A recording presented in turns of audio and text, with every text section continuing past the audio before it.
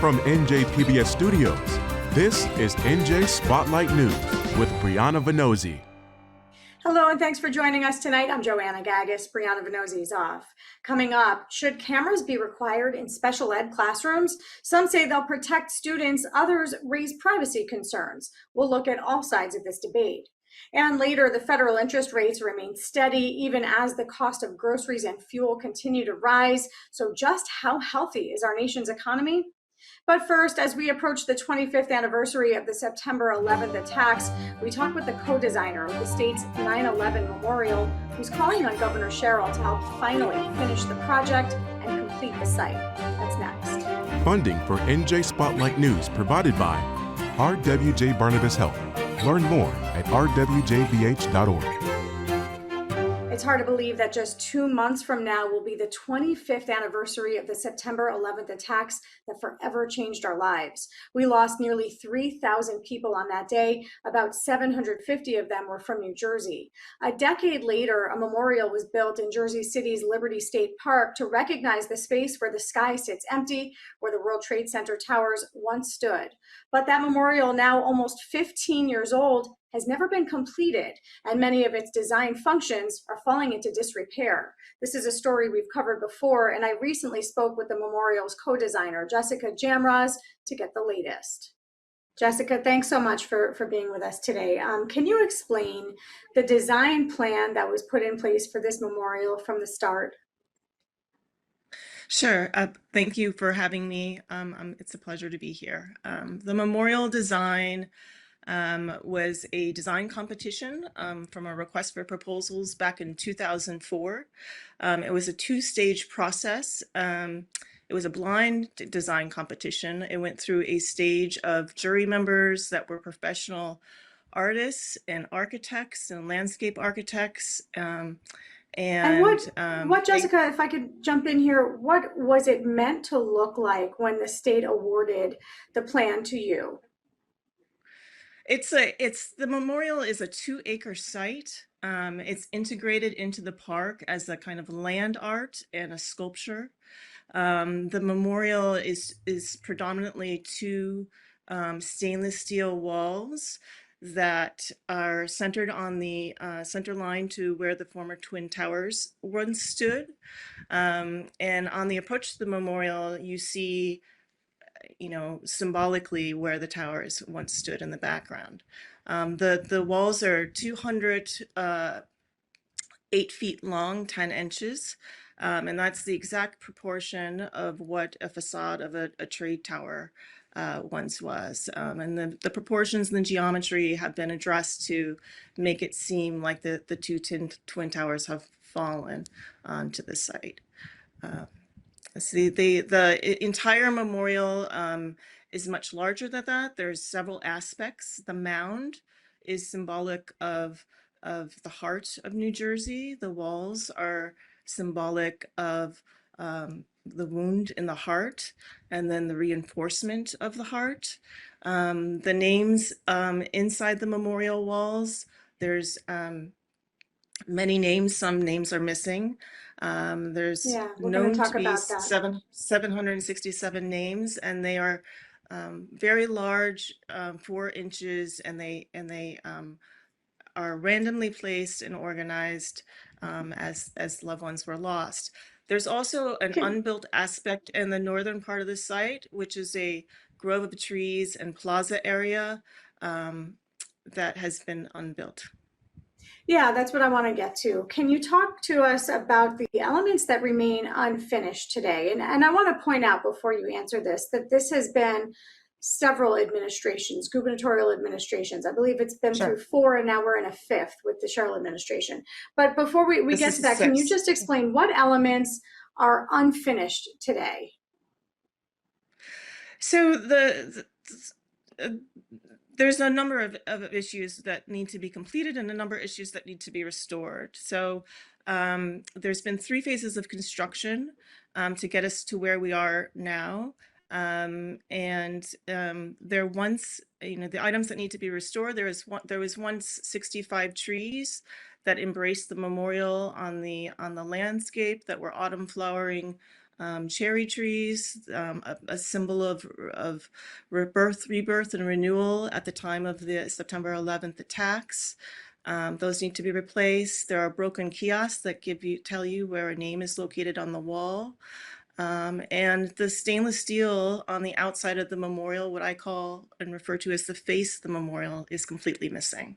That stainless steel needs to be erected and installed, and upon it carries two different inscriptions. One that says "Never forget," and one that says "Always in our hearts." And this is, the transformation of that one aspect alone will move Empty Sky from where it is into what I call a beacon of hope. It is Why?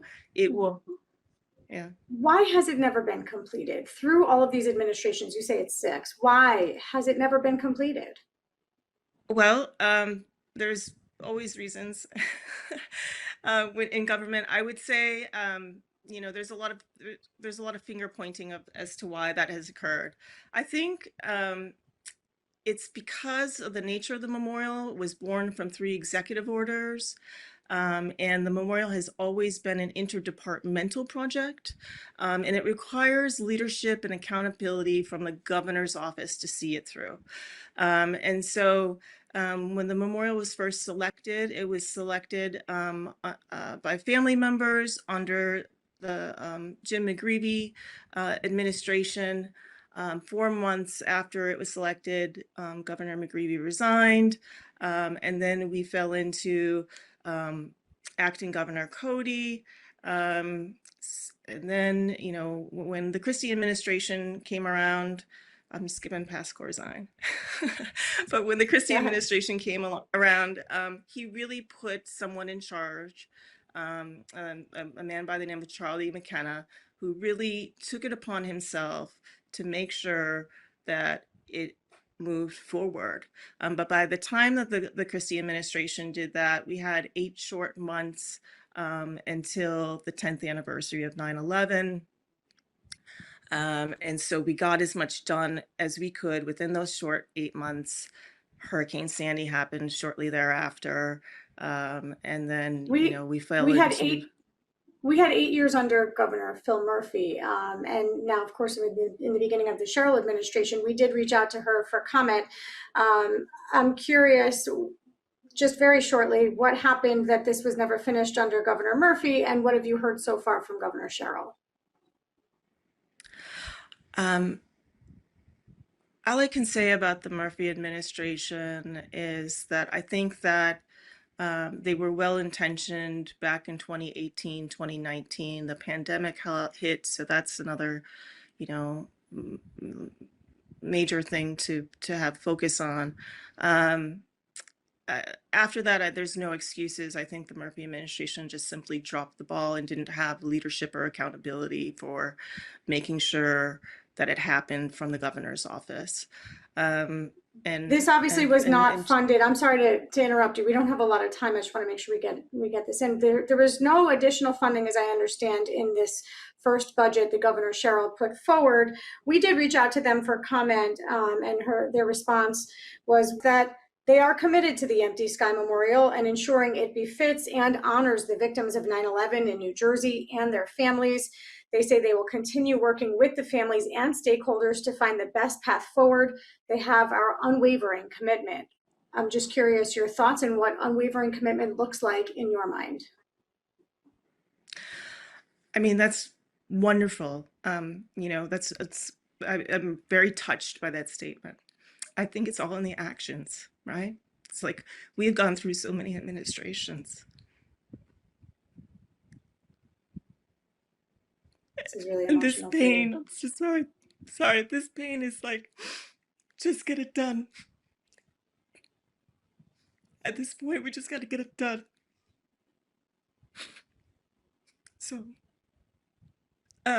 this is an emotional issue for you and for so many families. And so really what has to happen is that Cheryl needs to move the ball forward. I've heard people promise me that they were going to complete it in the past, including the previous administration. So I hope she sees it through. Yeah, we hope so too. Jessica Jamraz, memorial designer for Empty Sky, New Jersey's 9/11 Memorial. Thank you so much. Thank you. We all feel it in our wallets. Trips to the grocery store and the gas station have become more and more expensive. New numbers are showing the US economy is slowing down. So, what does it all mean? Joining us now is Carl Van Horn, Distinguished Professor of Public Policy at Rutgers University and the Director of the Heldrich Center for Workforce Development. Dr. Van Horn, it's great to have you on the show. I wonder if you can just describe the US economy right now. Can you give us the overview? Yeah, in general, I think we're stuck in a rut, basically, which is not a good thing, but it could be worse. In other words, despite all the problems that we've been having with the war in the Middle East and other issues, often on policy with respect to trade policy, we're holding steady. But on the downside, we're also not growing. So that means as the economy grows, and people want to enter the labor market, there may be less jobs in the future. Inflation is also holding fairly steady. So given all the chaos that's happening in the world economy, in some ways it's surprising that we're still in the place where we are now. So here in the US, we're seeing reports that the GDP grew slower than expected between April to June. Can you break down those numbers? Well, that is true, it did, but only slightly lower. I think the biggest issue is that unemployment is remaining pretty much steady. It ticked up a little bit, both at the national level and in New Jersey. And the same thing is going on with inflation. So what's going on? Well, what's going on is those broad numbers don't necessarily measure what people are feeling on a day-to-day basis. And what I mean by that is it's costing them much more to buy gasoline, I think, as everybody knows. And that ripples through the economy because as we buy other things, they have to be delivered to those stores. And that means the folks that are delivering have to pay more. And so it eventually ticks into the price of goods and services. So if the longer this war continues and the longer we see really high energy prices, the worse it's going to get. As affordability remains a challenge, as you just described, from gas prices to energy to the cost of groceries and all of the other pressures, are we seeing a slowdown in consumer spending in response to that? Interestingly, not that much. I mean, I think people are hoping for an improvement. When it comes to gasoline, most people don't have a choice. I mean, you can cut back a little bit. Maybe you can switch to mass transit if that's available to you. But getting back and forth to work, you have to pay the pump. So there's not much you can do about that. You can also cut back on some incidentals. We have seen a downtick in travel and vacationing, and that I think reflects the high gas prices. So people are experiencing some effects, but not as profound as they may be if this continues for another several months. The Fed decided recently not to raise the interest rate. What does that tell you about how they see inflation in the near future and in the long term? That's correct. And it was a bit of a surprise. And I would note that 3 people voted against that decision. So it's a 7-3 vote. I think that basically they're going to have to do something, and they signaled they might increase by 1/4 point in their next meeting. So what that means is they need to figure out how to tame inflation before it gets built into the economy permanently, which is negative, has a negative effect on everybody. Do you think they were right not to raise the interest rate? That's a really hard question to answer because none of us can see into the future. I think that it was a reasonable position to take, given the uncertainty of what's going on in the Middle East. But I think if it goes much longer than that, it will cause a greater anxiety in the economy and in the investment community, which will drive up many prices because they price in these potential increases from inflation. I want to get a little bit more bird's eye view on New Jersey and how you see the state's economy as compared to the rest of the nation. Well, in many ways, it's echoing the national economy. We're neither doing much better or worse. We have slightly higher unemployment rate, but not substantially higher. So again, we've been in this sort of steady pace and a zone of uncertainty, I call it, ever since this whole war started, and that's really the dominant factor. That and the cutback in some federal spending that would flow through to New Jersey that helps boost the economy. Yeah, do you see, I mean, we've heard a whole lot about, from the business community about the state's business friendliness and whether the state is doing enough to generate jobs and attract business and keep people living here in the state. Property tax values, of course, or property tax rates being the highest as well, among the highest. Let me just ask you this. Do you think that there's policy that could come from this administration that would make the state more business friendly, that could potentially grow our economy here? I know that's a very big question, but I'm asking if you believe that there's policy that can shift it amidst everything else that's happening nationally. Well, the short answer is it's very difficult to do that because the national economy, what does New Jersey have to do with what's going on in the Middle East? Nothing. So it's really hard to do that. I would say the Sherrill administration and the legislature is doing what they can do. For example, addressing the affordability issues, especially around property tax relief. But I've been studying and participating in the New Jersey economy for over 35 years. And there's never a time when the business community doesn't complain that it's not business friendly. And I understand that. I mean, that's the struggle they are dealing with. But whether the state can significantly affect that, mainly I think through making some of the things that the governor's already doing, which is making it easier to get permits, easier to move ahead. But fundamentally, it's the national economy that helps dominate what the outcome is for our businesses in the state. Do you see anything shifting, just a few seconds left, if this war were to come to an end? Do you see things turning around quickly, or does it take some time? Well, it depends on what the end is. So I think what we know already is the oil producing functions will take a long time to recover. Yeah. And even though we get most of our oil from the United States, our gasoline and so on, that still affects the world supply of goods and services. So it will take a while to recover once the war ends, and hopefully that will. Dr. Carl Van Horn, we've got to leave it there. Thank you so much. Thank you.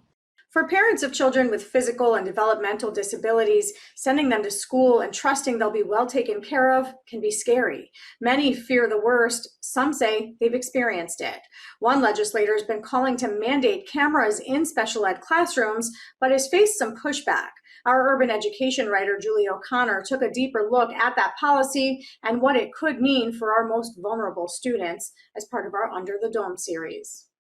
Julie, so nice to see you. You recently wrote about some pretty horrifying allegations of abuse that were alleged to have taken place inside a special ed classroom. Can you tell us what you heard from the mom, Natara Matias, about her 5-year-old son, who we know is nonverbal and has autism? Natara Matias is a Newark mother. She's also a nurse practitioner, and she says that her son was coming home from school with unexplained injuries for years. This ranged from a knot on his head about the size of an egg to 4-inch long scratches that became a permanent scar to a welt on his back, a scarlet welt that she says resembles, it was about the size of an adult-sized handprint. And she says even when he had a dedicated one-on-one aide, she was getting, differing explanations from the schools that he was in. She was sometimes getting no explanation, no injury report. And when she tried to, confront the district about this, that they threatened her with truancy charges, and she's still seeking answers. She still doesn't know, what happened to her son, and she finds that just very disturbing. It raises the broader question about having classroom cameras, right? Especially for special education classrooms. Where does New Jersey stand in terms of policy compared to other states when it comes to having cameras in the classroom for special education? In New Jersey, this is left to individual districts. Some schools may have cameras in hallways, they may have them on the playground, but there are no mandatory cameras in special education classrooms or in schools. And some parents think that there should be. You know, other states have had mandatory cameras or have had at least laws passed that allow for these cameras in special education classrooms. And those laws have been in existence for about a decade. And now some parents and advocates in New Jersey are calling for the same. I know that you really dove into that issue and you looked at some proposed legislation here in the state. Who has been in support of this? Who hasn't? Can you just kind of break down where policymakers stand on the issue? Senator Shirley Turner twice introduced a bill that would have mandated cameras in all special education rooms in New Jersey. The last time she introduced this bill was in 2020, but it went nowhere. You know, it didn't even get a hearing either time. And she says there just wasn't at the time sustained advocacy from parents, and the bill briefly lost its assembly sponsor and it just didn't go anywhere. She's hoping to reintroduce that bill in the fall because now there's a growing group of parents and advocates who are again calling for classroom cameras in the classroom in response to several cases of abuse or neglect. What's some of the pushback? Why would that not be a simple solution if there are parents who are raising concerns and districts might want to protect themselves? What is some of the concern and pushback that you've heard? This has been a debate in other states, even among parents of special education children. Parents fear a lack of privacy. They worry that footage of vulnerable children could wind up on social media. They worry that it could become part of their child's permanent record. You know, say if the child has a meltdown in class, something like that. We've also seen pushback from some teachers' unions. They fear that the footage could be used in just regular performance evaluations of teachers. They also argue that, you know, maybe it's better to use funding instead of spending it on surveillance for more staffing or better training for staff. So we have seen resistance in some states, although I did speak also with experts who say that over the past decade, they really haven't seen those fears realized. They haven't seen footage from these cameras used in ways that either, you know, abuse teachers or students, that really it's just been used to expose misconduct. In Matthias's case, can you just explain the difficulties she's had in proving to anyone in the district or in the state that something was happening to her son in the classroom? She ran into a lot of resistance and roadblocks. You know, she at one point filed for due process seeking an order from a judge or a hearing officer, and she was asking for either a protective one-on-one aid or, you know, placement in a gold standard program for students with autism. And so it became, she ran up against a lot of resistance from the district. You know, they refused to give her incident reports, she says. She had to put in a public records request just to get the reports about the injuries that her son sustained in school. She says that the district argued that there was, you know, no evidence that he had sustained injuries or that he was at risk in school, even though she says, according to her records, he had these injuries. And in fact, the school's own incident reports documented many of these injuries. So it just became, you know, a fight that between her and the district. Her son is safe now. He's in a specialized program that costs about $90,000 a year, a tab that the district picks up. But she's speaking out on behalf of other vulnerable children, including non-verbal children with autism, who she and other parents say are at particular risk of neglect and abuse without cameras or some sort of objective record, you know, in the classroom. Yeah, because of course they cannot come home and self-report what they may have experienced in the classroom. I found it interesting that Senator Shirley Turner compared this to the early days in fighting for body cameras on police. I guess similar objection there when this idea was first introduced? That's right. She says it was a long road for her to get mandatory police body cameras in New Jersey. Initially, she met up with fierce resistance from police unions and from civil liberties groups. But now body cameras are standard policy in New Jersey. And she hopes that one day classroom cameras in special education rooms will be as well. And some advocates are even calling for cameras throughout school buildings for the safety of students and staff. Yeah, this is something that, as you said, I know the senator plans to take back up. It'll be interesting to see who actually does support it this time around. Julie O'Connor, our urban education writer, thank you so much. Appreciate it. Thanks, Joanna. Under the Dome is made possible in part by the Corporation for Public Broadcasting, a private corporation funded by the American people.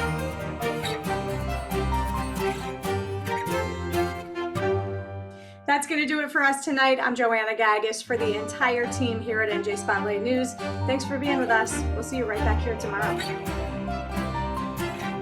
NJM Insurance Group, serving the insurance needs of residents and businesses for more than 100 years.